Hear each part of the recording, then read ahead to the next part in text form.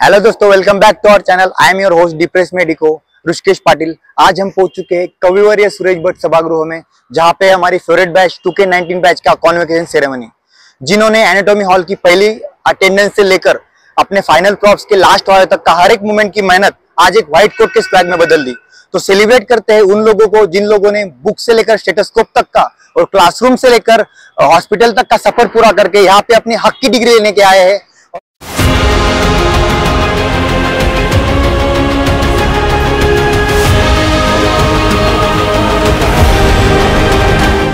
ये हमारे वॉलंटियर्स है जो यहाँ पे 4 चीजों के लिए आए हैं: फ्री की अटेंडेंस, फ्री का खाना, फ्री का मोटिवेशन और just like, share and subscribe. So आम्ही ज्युनियर असताना जे आमचे प्रेसिडेंट ऋषिकेश गाणोकर सर आणि कुलदीप सर, आज त्यांचा कॉन्वोकेशन सेरेमनी आहे। तुम्ही त्यांना विचारू इच्छितो का 10-15 मिनिटात तुम्हाला तुमची ऑफिशियल डिग्री भेटणार आहे आणि अब प्रिस्क्रिप्शन आपके नाम से चलेंगे। तो आपको कैसा लग रहा है भाई? हमको तो अच्छा लग रहा है, पेशेंट को कैसा लगेगा हमको पता नहीं। हाँ, वो पेशेंट अपनी जिम्मेदारी खुद लेगा। हाँ, तो आता तुमची रॅली वगैरे वाटतं नेक्स्ट म्हणजे आता काय कार्यक्रम कसा चालणार? आता सर्वात पहिले मी त्याच्याकडे गॅदर होणार आहे, इथून आमची रॅली निघणार एक परेड, ज्याच्यात आम्ही सर्वजण चीफ गेस्ट आणि डीन सरांसोबत आम्ही सर्वजण इथून परेड म्हणून निघणार आहे एक कॉरिडॉर मधून, आणि त्याच्यात नंतर आमची एंट्री हॉलमध्ये होणार आहे। नंतर आम्ही रोल नंबरच बसून मग आम्हाला प्रत्येक एक जणाचा रोल नंबर येऊन वर आम्हाला मोमेंटो प्रदान करणार आहे। तो ऍज युजुअल कार्यक्रम 10ला सुरू होणार होता, आता जरा 12-12:30 झाले तरी बी अजून सुरू नाही झालाय। तरी आपण प्रयत्न करू की टाइमवर संपवू। आपल्या मागे 2K19 बॅचची एक रॅली निघते, ही 30 रॅली आहे ज्यांनी 5.5 वर्ष आधी ऍप्रॉन साठी केलेली होती त्यांच्या व्हाईट कोट सेरेमनीच्या दिवशी। आज 30 रॅली 5.5 वर्षानंतर संपते ब्लॅक कोट म्हणजे स्क्रब साठी। एकदम मेमोरेबल मुवमेंट आहे तीसाठी, आणि थोड्या वेळातच त्यांना आता म्हणजे त्यांची डिग्री भेटणार आहे। मध्ये आता कार्यक्रम चालू आहे, आपण पाहू मध्ये किती। मी हे ऑडिटोरियम बाहेरून 2-3 वेळा पाहिलं होतं, मधून नाही पाहिलंय तर पाहू। लास्ट टाइम एक व्हिडिओ पाहिला होता राजसाऊ सरांचा, त्यामध्ये त्यांनी एकदम खास दाखवलं होतं की ती कसा कॉन्वोकेशन होतो। तेव्हा मी नीट एस्पिरंट होता, म्हटलं यार जाऊन एकदा कॉन्वोकेशन एवढं मोठं ऑडिटोरियम पाहायचंय। First time in my life मी एवढं मोठं ऑडिटोरियम पाहणार आहे। चला पाहू की आता ऑडिटोरियम मध्ये किती मोठं कॉन्वोकेशन होतं। राजसाऊ sir big fan sir, fan moment.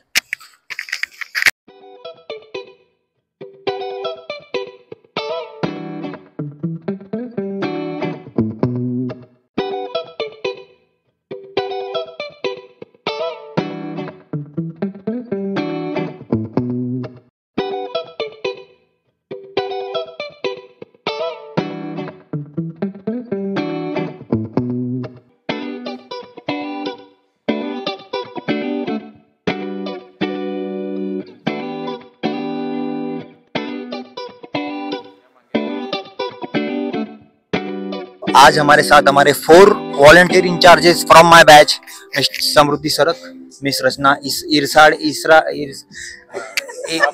Rachana the Cinderella and Ishita ma'am और जोयू मैम। इंचार्ज शर्मा जी की बेटी जिसकी वजह से हमें डांट पड़ती है, पर शर्मा जी की बेटी यही बेटी है वो जो बहुत पढ़ाई करती है पर मार्क्स नहीं आते। सो आज 2K19 बैच का कॉन्वोकेशन सेरेमनी है। लास्ट ईयर जब मुझे याद था तब हम दोनों भी इंचार्ज थे 2018 बैच के लिए, पर आज 2019 बैच के लिए बस यही इंचार्ज है और मेरा थोड़ा प्रमोशन हो चुका है।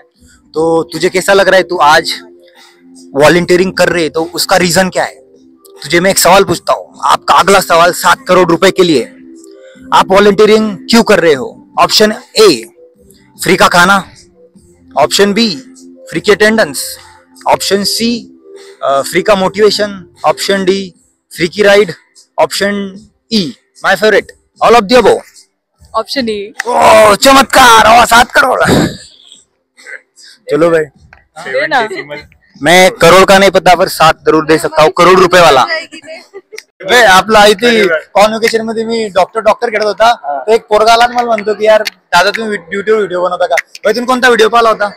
एका जणाला म्हणत होता क्रिकेटरचा, क्रिकेटर वाला व्हिडिओ पाहिला होता का? भाई फॅन आहे, भाई फॅन आहे। थँक्यू भाई, मजा आली। असं तू येत तुला आता त्या व्हिडिओ घेऊ आपण, आणि आपण हा व्हिडिओ युट्यूबवर टाकू।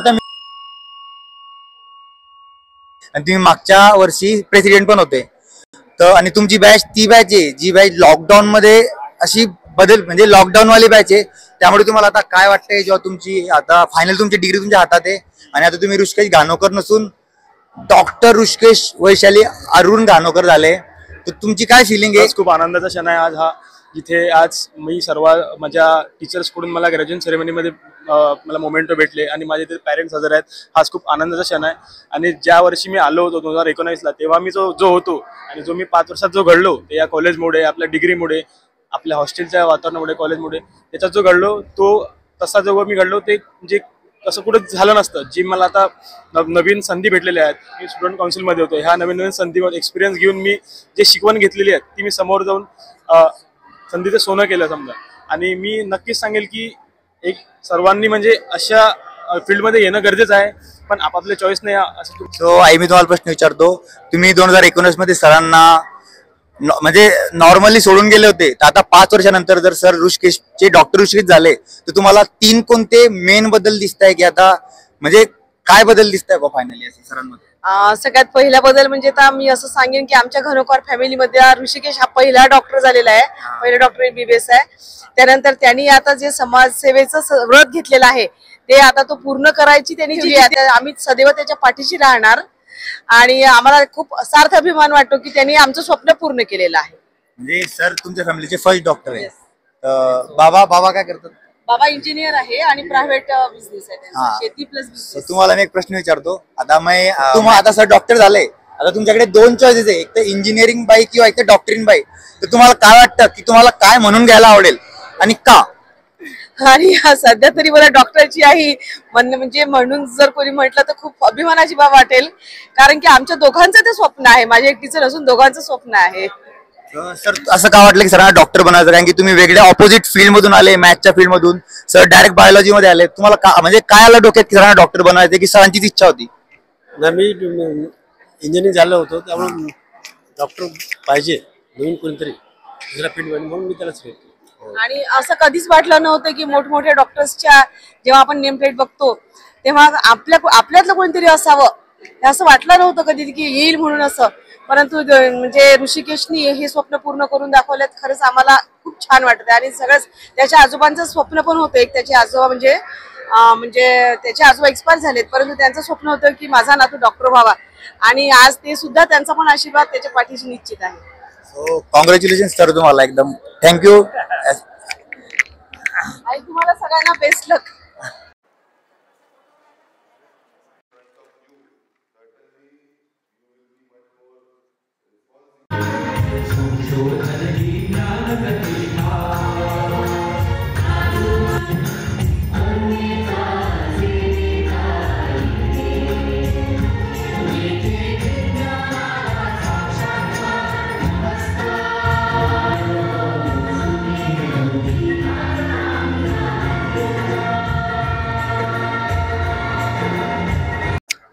तो सर एवढा अपार म्हणजे तुमची बॅच अशी एक्स्ट्रॉर्डिनरी बॅच होती. लॉकडाऊन लागलं, त्यानंतर लॉकडाऊन नंतर तुम्ही आले आणि फायनली 5.5 वर्षानंतर तुम्हाला आता MBBS ची डिग्री भेटते. तर एक गट फिलिंग काय, एका लाईन मध्ये उत्तर अपेक्षित करतो की गट फिलिंग काय की आता फायनली तुम्ही डॉक्टर मयूर आंधळे झालेले?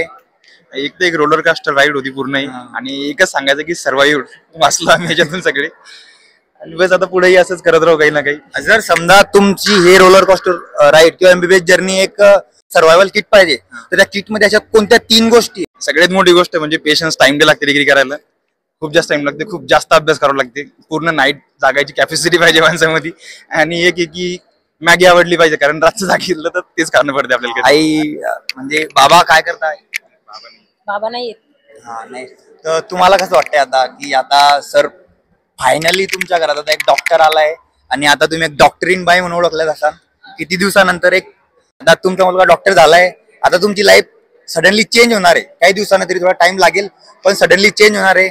ज्या तुम्ही आता ज्या गोष्टी पाहिल्याय त्या तुम्हाला पाहायची गरज पडल्यानंतर खरंच मनापासून काय वाटतंय मयूर सरांसाठी? मयूरचं खूप खूप अभिनंदन करावं असं वाटतं, आणि मला असं भारावून गेल्यासारखं झालं, खूप अभिमान वाटतो मला त्याचा. करून दाखवलं आज, या वाटत नव्हतं आम्हाला, आमची परिस्थिती खूप नाजूक. तुम्ही करून तर दाखवलंय. आता एकच पाहत नाही की आता आई ज्याच्यासाठी रडत आहे आनंदासाठी, त्याच्या पुढे जेव्हा बी रडते तो आनंदासाठी रडला पाहिजे. बस झालं आता शेवटचं रडलेली आहे. तर आई आता रडणारच नाहीये. चला बेस्ट ऑफ लक. चला आई तुम्हाला अभिनंदन.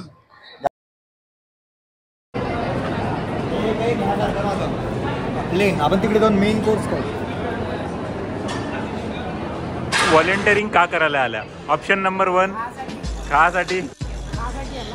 हां हां इथे आलेला होत्या होय. ते काम आता पूर्णपणे पूर्वरित करत आहात. मी पाहिला रचना ऍज अ व्हॉलेंटियर आली होती. व्हॉलेंटियर एक बी काम नाही केलं. जेव्हा आलो तेव्हा आपण स्टार्टर खात होती. आता दुसऱ्यांदा भेटली तर जेवण करताना दिसते. तुम्ही आले का बरे? काय काम केलं? खायचं. सो आपल्यासोबत आपले कुलदीप सर, आमचे फ्लोरमेट सेकंड फ्लोर. फायनली तुमची डिग्री तुमच्या हातात आली आता 5.5-6 वर्षानंतर. तुमचीच बॅच होती वाटतं, लॉकडाऊनची बॅच, ज्या बॅच मुळे पुरा मेडिकलचा करिक्युलम बदलून गेला. तर आता डिग्री एवढ्या गोष्टींनंतर भेटते, तर अजून कसं वाटतंय तुम्हाला? नंतर म्हणजे आमच्या मधात फर्स्ट इयर आम्ही अर्ध केलं, त्यानंतर लगेच लॉकडाऊन लागून गेला. जवळपास 1.5 वर्ष तरी नाही म्हटलं तरी 14-15 महिने लॉकडाऊन होता. त्याच्यानंतर मग लॉकडाऊन उघडला. नंतर परत आमचे फर्स्ट इयरचे पेपर बाकी होते, त्यात पण आम्ही म्हणजे खूप हे झालेलं होतं. डिस्टर्ब होती बॅच, तरी पण सगळ्या जणांनी हे केलं. आणि मग त्याच्यानंतर एक्झाम झाली युनिव्हर्सिटीची. बरेच जण त्यात फेल झाले होते, पण नंतर त्यांनी रिकव्हर केलंय. तर असं करत करत आलो आता इथपर्यंत. आणि फायनल इयर झालेलं आहे, इंटर्नशिपही संपलेली आहे आणि ग्रॅज्युएशन करून आता थोड्या दिवसात इथून निघायचं आहे. तुमच्यासाठी आमच्या बेस्ट विशेष. तुम्ही आता आईकडे वळतो. आई तर नॉर्मली बाबा टीचर होते. तर बाबा टीचर होते, तर तुम्हाला मॅडम किंवा मास्तरीन बाई म्हणत असतील. आता तुमच्याकडे 2 ऑप्शन आहे की तुम्ही आता एक तर मास्तरीन बाई असाल, एक तर डॉक्टरीन बाई असाल. तर आता तुम्हाला काय म्हणून घ्यायला आवडेल याच्या पुढे, मास्तरीन बाई की डॉक्टरीन बाई, आणि का? एक जेन्युइन आन्सर जे तुमच्या खरंच मनात आहे. नको म्हणजे सरांमुळे सर डॉक्टर झाले, तरी पण तुमच्या मनात काय भावना आहे आज?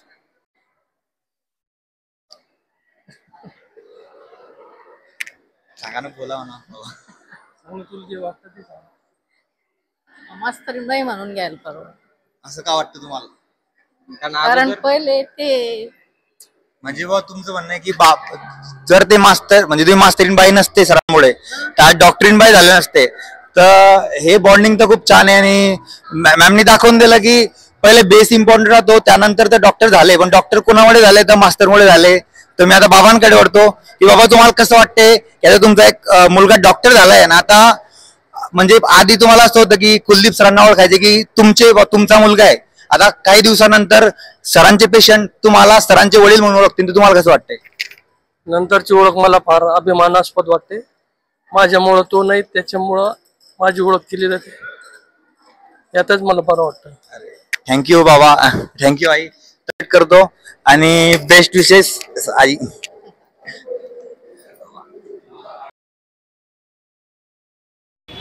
जिंदगी जगा, अभ्यास पाणी होत राहील, माहोल करा. गोष्टी करा की नका करू, कॉम्पिटिशन पहिले घ्या. अभ्यास सोडून सगळं करा. नेहमी असेच राहा. अभ्यास करा, पण त्यावर एन्जॉय जास्त करा, पार्टिसिपेट करा. आग लावून टाका, हॉस्टेल आपलंच आहे. भाई रॅन्डम ट्रिपवर निघून जा. एवढा माहोल करा की गिल्ट कशीच नाही झाली पाहिजे. अभ्यास असो नको, अभ्यास करून ना आमचं भलं झालं ना तुमचं होईल. एन्जॉय आयुष्य एकदाच आहे, सो खुशीने जगा, एन्जॉय करा.